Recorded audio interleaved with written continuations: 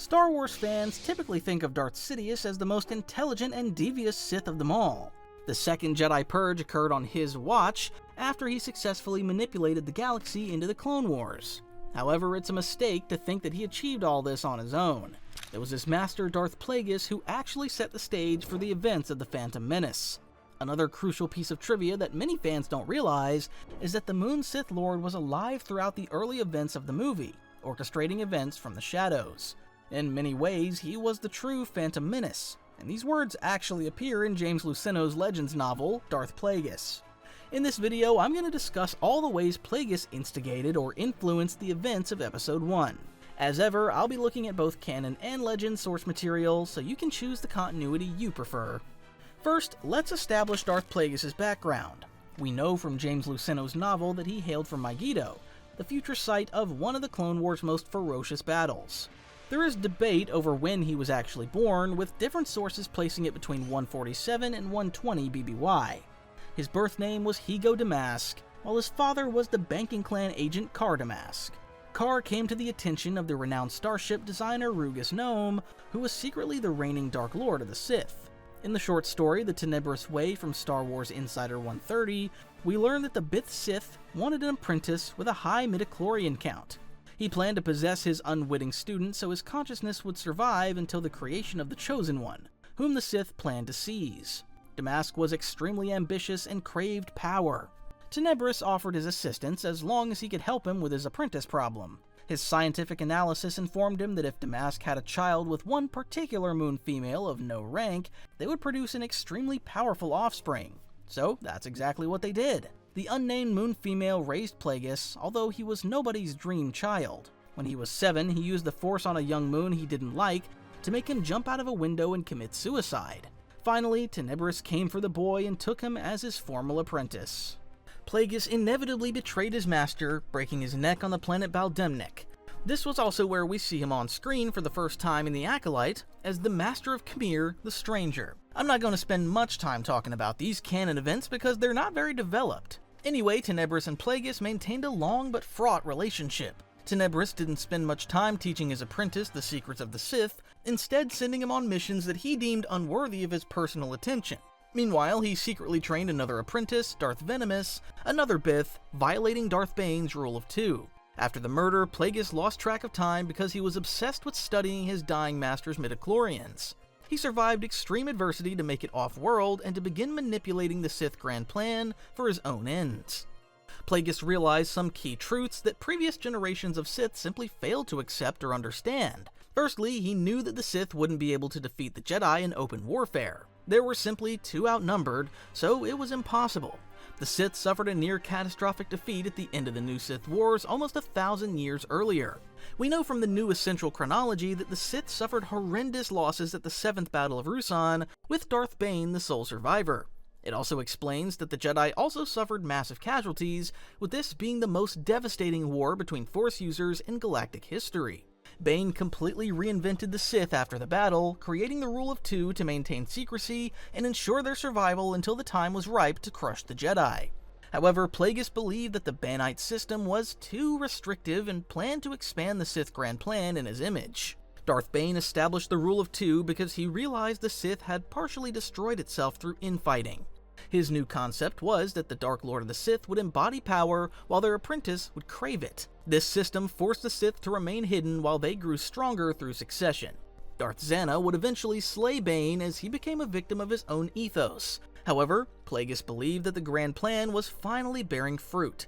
We know from the Luceno novel that he wanted to rule the galaxy side by side with Palpatine because he believed they were stronger together. This was a massive deviation from the Banite philosophy because the old system claimed that betrayal was inevitable. Plagueis was also fully aware of Darth Maul's existence, although he believed that he was simply an assassin or infiltrator rather than a full-blown Sith apprentice. However, he was open to using other Sith apprentices and even showed an interest in Count Dooku before he left the Jedi Order. Another key aspect that helped Plagueis reshape the Sith and impacted the events of the Phantom Menace was his obsession with immortality. We know from the Revenge of the Sith novel that he wanted to conquer death and passed this desire on to his apprentice, Darth Sidious. Again, this put him at odds with Darth Bane and the Rule of 2. The Banite system accepted mortality as essential to Sith survival and evolution. However, Plagueis wanted to complete this cycle by creating a final permanent Sith dominance. The Darth Plagueis novel explains how he was aware of Anakin Skywalker's discovery and planned to use the Chosen One for his grand plan. I'll discuss that in more detail later, but for now, it's enough to say that the Sith experienced more change under Plagueis than they had undergone in the previous 1,000 years since the rise of Darth Bane. Episode 1 triggered the beginning of a new post-Rule of Two system, or at least that's what Plagueis expected. Crucially, Plagueis thought bigger than previous Sith Lords like Darth Cognis or Xana, who were more like occult figures than the later Dark Lords. Plagueis basically synthesized everything that his forebears had achieved. For example, from Cognis he gained generational planning, and from Tenebris he learnt systems manipulation. To these he added his own skills like corporate influence and elite political grooming. Plagueis feels fundamentally different from these previous Sith because he was more like an architect of civilization itself. However, he would become a victim of his success, as we know from Episode 3. Well, the General has been making additions to his collection for several years now, and if you're anything like me, you've probably imagined what it could be like to own a saber yourself. So that's why I started my own store called Stickman Sabers, with a singular goal in mind. Make sabers that look amazing, being inspired by iconic designs but specifically built to actually duel with. No worrying about babying them, just pick them up and go ham. They're equipped with state-of-the-art pixel technology, giving off an incredibly bright light that will light up the darkest rooms out there. And obviously have that iconic hum, just feels right the moment you switch it on. And for a limited time, if you pick a collector's saber up, you'll also get 2 combat sabers for free. So, if you ever thought about starting your own collection, this is a pretty good place to start. Links in the description, and now, let's get back to the video. We are running a promotion on these selected sabers inspired by these designs in our store. So, use the code to get your discount now on our collector sabers. Plagueis reinvented the Sith Grand Plan before the events of Episode 1, but all of that is pretty abstract and esoteric. You're probably wondering about his tangible achievements and how they set the stage for the Phantom Menace. Trust me when I say that he did a lot of maneuvering behind the scenes and literally reshaped the Republic's identity and mechanisms. What's even wilder is that he did most of this in public view. Obviously not as a Sith Lord, but using his other persona, Ego Damask II. The corporate world knew him as the Magister of the clandestine financial group Damask Holdings. It acted as a lobbying group to exploit local resources or financials, or to gain galactic influence, while secretly pushing the Sith's agenda. Affiliated with the intergalactic banking clan, the Darth Plagueis novel confirms they also had underworld dealings with the Black Sun and the Hutts. Plagueis took control of the Sojourn gatherings after the death of his father. These were the clandestine meetings of politicians, the leaders of trade organizations, and even criminals. As Ego Damask, the Sith Lord transformed these gatherings from an elite social club into a powerful tool to gain influence over the most powerful beings in the galaxy. One of Damask Holdings' most significant achievements was how it empowered the influence of major corporations across the galaxy. We know from Episode 1 that the Neimoidian-led Trade Federation had its own Republic Senator, such was its power in the galaxy. This was a direct result of its relationship with the secretive Damask Holdings, which went back to at least 64 BBY. We don't know exactly when the Trade Federation established its own Senate delegation. Newt Gunray served as Trade Federation Minister during the Stark Hyperspace War before he became Viceroy. Then Lot Dodd served as the Federation's primary senator during the Phantom Menace era. As Ego Damask, Plagueis successfully manipulated Republic leadership during the aftermath of the Stark Hyperspace War. They rewarded the Trade Federation with expanded legal authority, deregulated military rights, and Senate representation. This was unprecedented because no corporation had ever become so powerful in galactic history. It also directly set the conditions for the invasion of Naboo because the Trade Federation could blockade the planet with its private army, comfortable in the knowledge that the Republic would do absolutely nothing. At this point, the Republic didn't have a centralized army. The militarization of corporations like the Trade Federation, the Banking Clan, and the Techno Union meant that conflicts and upheaval could spread faster across the galaxy. Meanwhile, trust in the Republic would fracture. Incidentally, Plagueis' interest in Naboo went back decades before the invasion of the planet after learning that it was rich in plasma. The Sith Lord achieved massive wealth after he basically orchestrated the deaths of his entire family. 5 years after Car Damask handed his son to Darth Tenebris, he became the director of the Treasury branch of the Intergalactic Banking Clan. Eventually, he rose to the top as director of IBC. At some point, Plagueis returned to Moonalist, where he met the remainder of his biological clan, including his half-siblings. However, the Darth Plagueis novel reveals that they saw him as an interloper and wished to have him disinherited. Opportunity arose for Plagueis after his father Karr fell ill with a rare congenital heart defect that he passed on to his children with his late wife. Plagueis had a different mother, so he never suffered this defect. He watched as his siblings and clan mother spent millions of credits on trying to find a cure.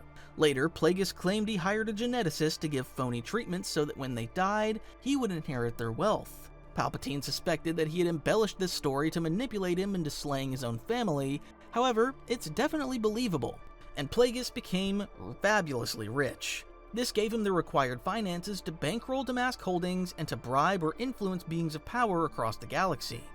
In his guise as Hego Damask, Plagueis even had face-to-face interactions with the Jedi Order.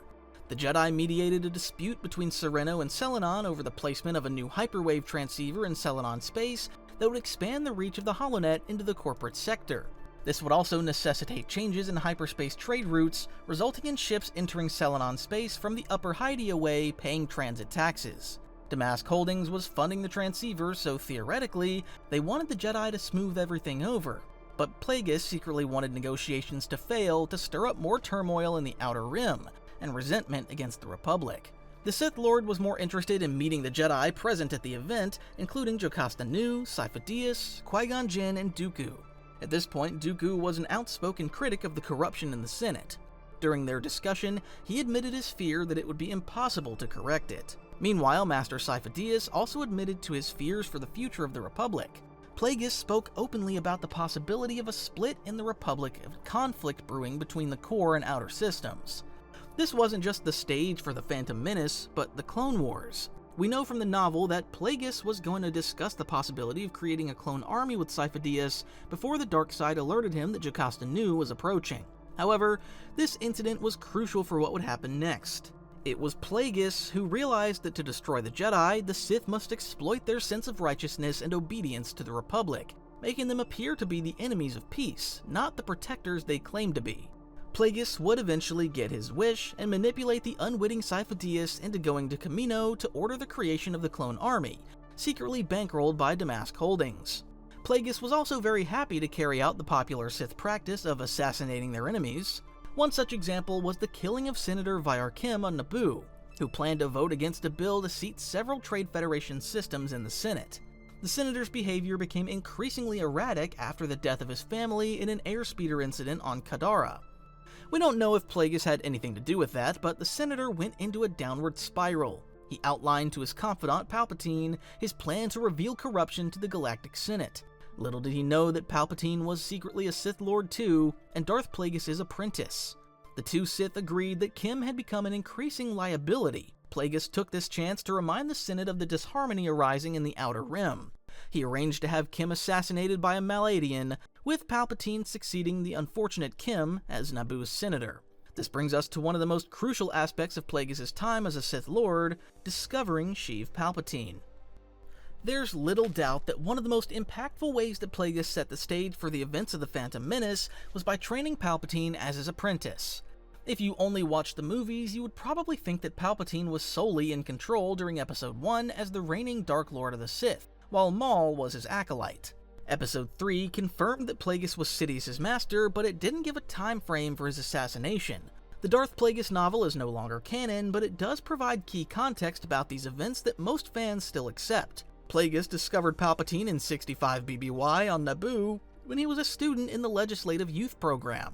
His father, Kosinga Palpatine, was a political rival of Bon Tapalo, a candidate for the monarchy.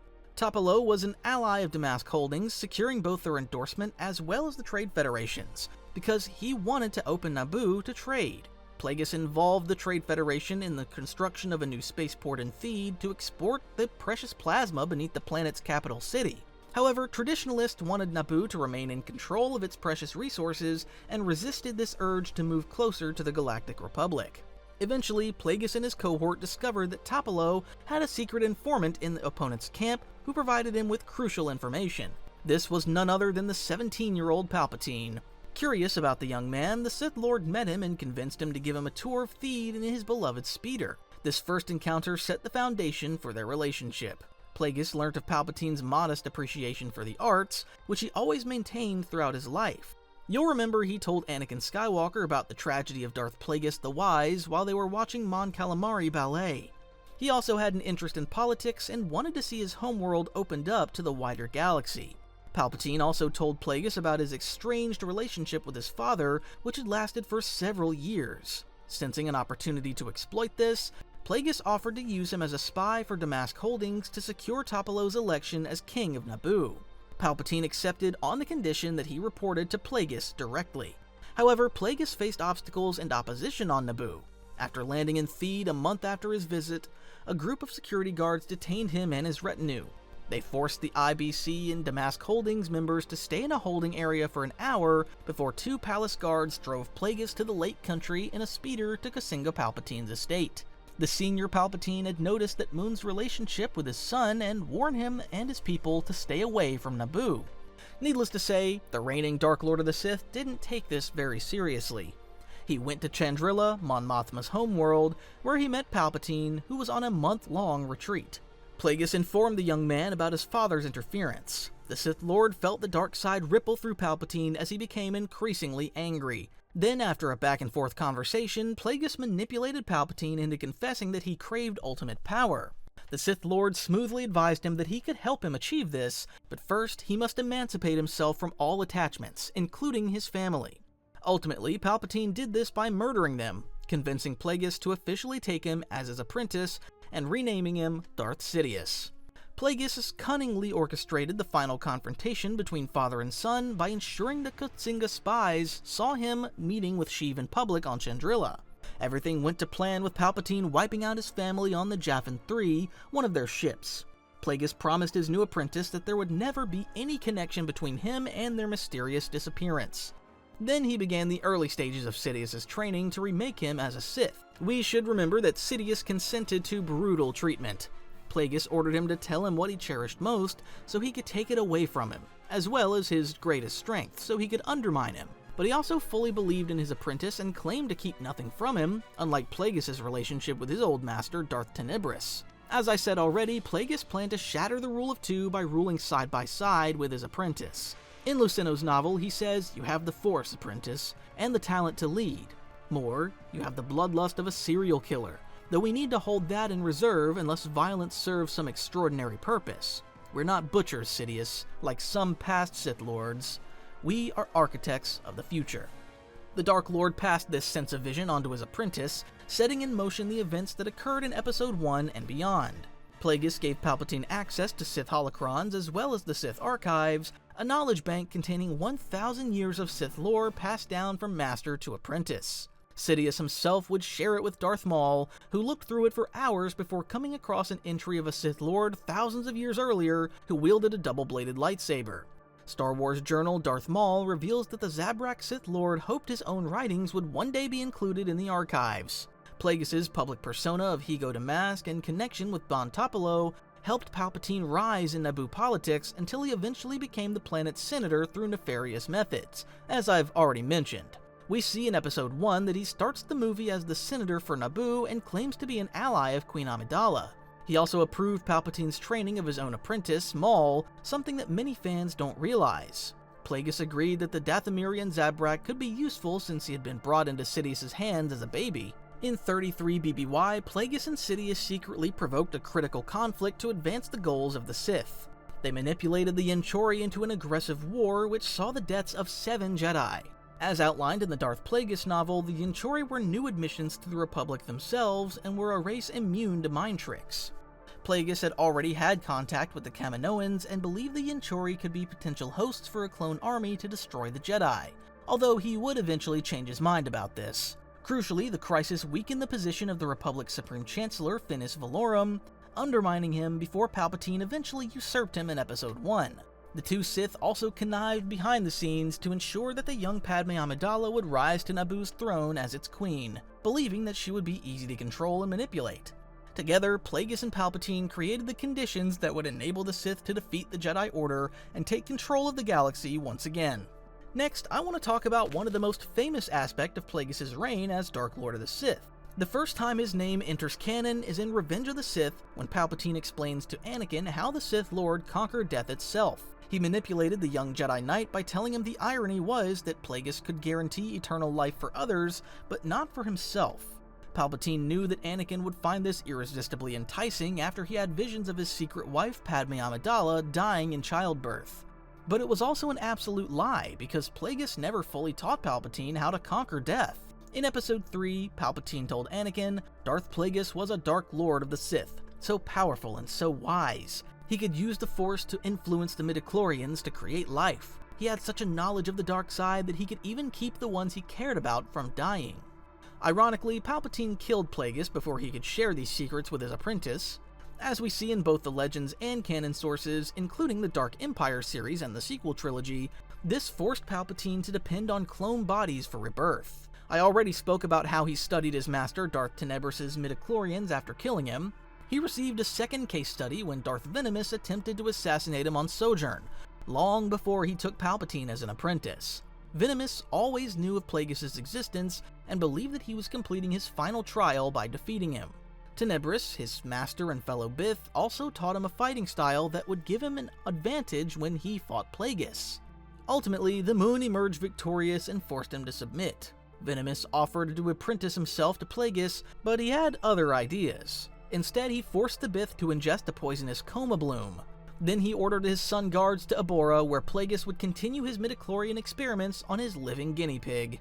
A crucial event occurred in 52 BBY when Plagueis attended the Order of the Canted Circle, a Moon's secret society gathering led by the financier Larsh Hill. Hill was Damask Holdings' chief operating officer and one of Plagueis' most trusted agents. He had also served Plagueis' father, while his son San would succeed him after his death, as we see during the Clone Wars. During this gathering, Maladian assassins working for the Grand Protectorate attacked the Moons, launching a barrage of decapitator discs. Despite his powers, Plagueis suffered severe injuries during this assassination attempt, including a severed trachea, damaged blood vessels, and the loss of his lower face. He required a special respirator to breathe, and this changed his attitude toward life. For the next 2 decades, he mostly remained in his laboratory, studying midichlorians and healing himself through their manipulation. However, Book of Sith, Secrets of the Dark Side reveals that he did occasionally leave his laboratory for some field trips, including to the tomb world of Korriban, where he encountered the spirit of the ancient Daic Lord Marka Ragnos. He uniquely studied the Force, treating it as a scientific entity, and believed that midichlorians could be used to master life and death. This was also a defining moment in his relationship with Palpatine, who began to doubt his master's interest in the Sith Grand Plan, believing his dominant focus was the study of eternal life. You might be wondering what all this has to do with the Phantom Menace, and that's fair, but it's highly possible that Plagueis was inadvertently responsible for the creation of one of the galaxy's most influential beings, Anakin Skywalker, the Chosen One. Plagueis had eventually achieved the power of resurrection while also being able to regenerate wounded parts of his body. The Luceno novel reveals that in about 42 BBY, Plagueis finally killed Darth Venomous, but then he resurrected the Bith before killing him again. He repeated this process until the unfortunate Sith's organs gave out. Plagueis and Sidious then entered a meditative trance as they attempted to tip the scales of balance in favor of the dark side. But Plagueis went even further by attempting to create life, an act in violation of the very nature of the Force. The two Sith tried to will a being of their design into creation by pouring their evil intent into waves through the Force to the innumerable midichlorians throughout the galaxy. However, the experiment didn't appear to work, and many of Plagueis' test subjects began to succumb to illnesses. The Sith Lord theorized that the Force itself was actively opposed to his efforts. By 34 BBY, Plagueis believed that he was close to a breakthrough that would save him and his apprentice from certain death. 2 years later, during the Naboo crisis, the two Sith learnt of Anakin Skywalker's existence after Qui-Gon Jinn brought him to Coruscant in Episode 1. He was born around the same time that they had saturated the galaxy with the dark side in an attempt to create new life a decade earlier. Plagueis believed that Skywalker was the response of these midichlorians to his unnatural experimentation, and that they conceived a savior who would destroy the Sith and bring balance to the Force. For the first time ever, Plagueis felt fear and doubt about his project. He attempted to meet the boy in Palpatine's suite, where Anakin was staying, but missed him. Then he ordered his apprentice to oversee the deaths of Qui-Gon Jinn and Obi-Wan Kenobi to prevent his fears from coming true. He also had a vision of Anakin in black cyborg armor as Darth Vader, which confirmed that this boy would change the history of the galaxy. It's not confirmed in canon that Plagueis was responsible for Anakin's conception, but it's heavily implied in Legend's source material. If that doesn't set the stage for the Phantom Menace, I don't know what does. Finally, I want to wrap up this video by discussing Plagueis' failures, because this is the last way he set the stage for the Phantom Menace. His first mistake was underestimating his apprentice Darth Sidious. He was both directly and unconsciously responsible for the person that Palpatine became. It was Plagueis who tricked Palpatine into killing his family. The Moon Sith Lord also put him through unbelievable suffering during his training, fully releasing the darkness within the young human. He put Palpatines in positions of power while he operated from the shadows. This somewhat parallels Sidious' own relationship with Count Dooku, who became the face of the CIS while secretly serving the Sith. However, Plagueis underestimated Sidious' desire for power, and this ultimately sealed his fate. The Master spent too much time undertaking arcane study and midichlorian experiments to notice what his apprentice was really up to. I've mentioned already that Sidious secretly made Darth Maul a full-blown Sith apprentice without Plagueis realizing. This suggests that Sidious was already plotting how to usurp his master. Plagueis genuinely trusted his apprentice and believed that working together was the logical thing to do. Unfortunately for him, treachery was the way of the Sith. Another Plagueis mistake was underestimating the Jedi. Earlier in this video, I mentioned how the Dark Lord met several Jedi throughout his life, including Qui-Gon Jinn. Qui-Gon saw through his business dealings immediately and believed that Damask Holdings wanted to create dissent and foment chaos in the Outer Rim. Of course, he didn't know that Hego Damask was actually Darth Plagueis, nor did he trust his intentions. Qui-Gon returned as a thorn in his side at the beginning of Episode 1. We learn from the Darth Plagueis novel that the Jedi intervention on Naboo came as a shock to both Plagueis and Palpatine. Chancellor Valorum knew that the Senate wouldn't act quickly enough to lift the blockade on the planet before thousands of citizens lost their lives through starvation and sickness. That's why he secretly approached the Jedi to send a delegation to the planet in the hope of mediating the crisis. The Sith underestimated Valorum, whom they considered a weak leader, and inadvertently set in motion Qui-Gon and Obi-Wan's arrival on the planet. Without a blockade, there wouldn't have been a need for them to go to Naboo, rescue Queen Amidala, and eventually make an emergency landing on Tatooine, home to a slave boy who would change the fate of the galaxy. Lastly, Plagueis also made the error of overestimating his own power, and this cost him dearly in his relationship with Palpatine. Both canon and Legends continuities agree that Sidious killed Plagueis in 32 BBY, on the night of his ascension to Supreme Chancellor of the Republic. The canon version is short and unsubtle. Sidious entered the apartment of his sleeping master and cut him down with his lightsaber. However, the Legends version of events in the novel is more nuanced. In this version, the pair met in Plagueis' suite on Coruscant, where they drank Celestin wine to celebrate Palpatine's achievement. Palpatine persuaded Plagueis to imbibe more and more of the alcoholic beverage until he began to fall asleep, although with no ill intent at this point. Sidious didn't go to the apartment to kill his master, but suddenly the dark side called out to him and instructed him to do so. He launched his trademark Force Lightning at Plagueis, waking him up and destroying his respirator. Plagueis attempted to defend himself, but couldn't do so effectively in his intoxicated state, and eventually suffocated.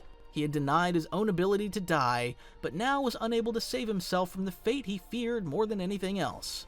The death of the being known as Hego Damask went relatively unknown across the galaxy, despite his previous influence, because he had been out of public sight for 2 decades.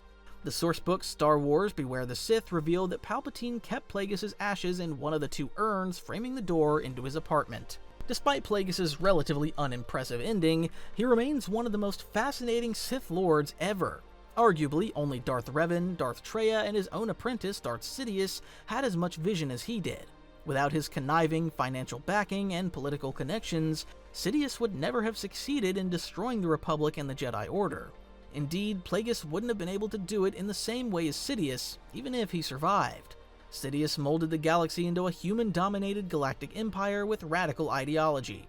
We don't know if Plagueis had quite the same vision for domination, or if he had any relationship to the First Order and the Sith Eternal. However, he definitely played a pivotal role in setting the stage for the Phantom Menace and reshaping the galaxy as we know it.